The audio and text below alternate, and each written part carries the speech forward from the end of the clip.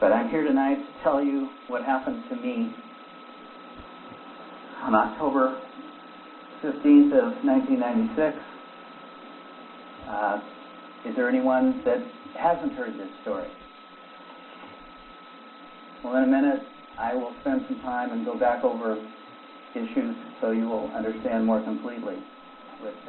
Before any of this happened, I wasn't like most of you.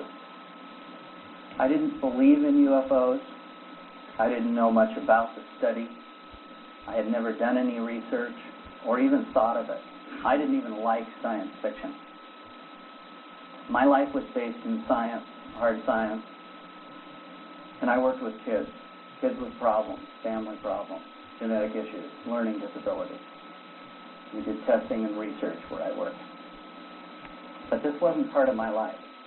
And when I took that walk in the woods that day with my dog, never in a million years would I have ever expected to feel or experience anything like what happened. Let me first start by apologizing for some of the language in the video. I was sick beyond compare. I was frustrated because for all times for my camera not to work was this moment when I was trying to bring some. I came over this small rise and had just previously picked up a big stick, a big fallen branch, in case I could unengage her from something. I stood now in front of something that defied all of my logic and everything I have ever known in my life. I saw a small being or creature about 10 feet in front of me, shaking violently like a paint shaker. So much so I could not make out anything but an outline of this shape. But it had a head, it had 2 arms and 2 legs, and it was small. And it had my dog by what I thought was its left hand. Or my dog had it by the left arm. I couldn't see. But as I watched, this thing flung my dog back and forth, like it weighed nothing. My dog weighed 100 pounds. This thing was 4 feet tall.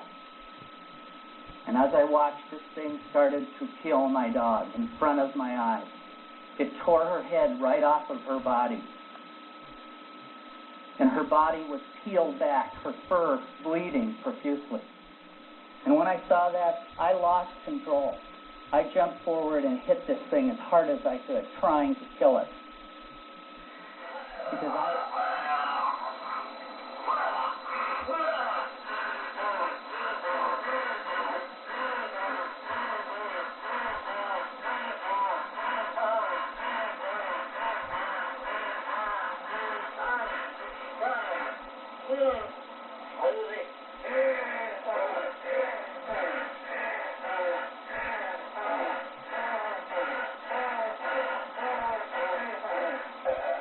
all of my logic was gone.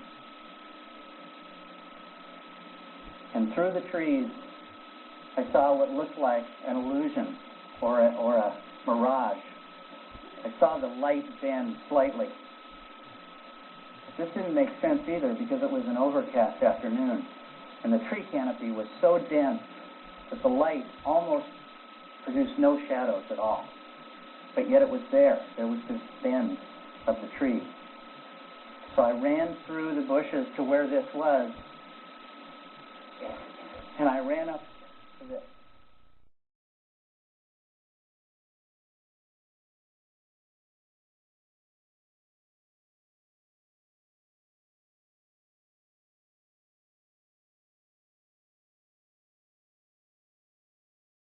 But there are a few people who know a great deal, and we need to listen to them.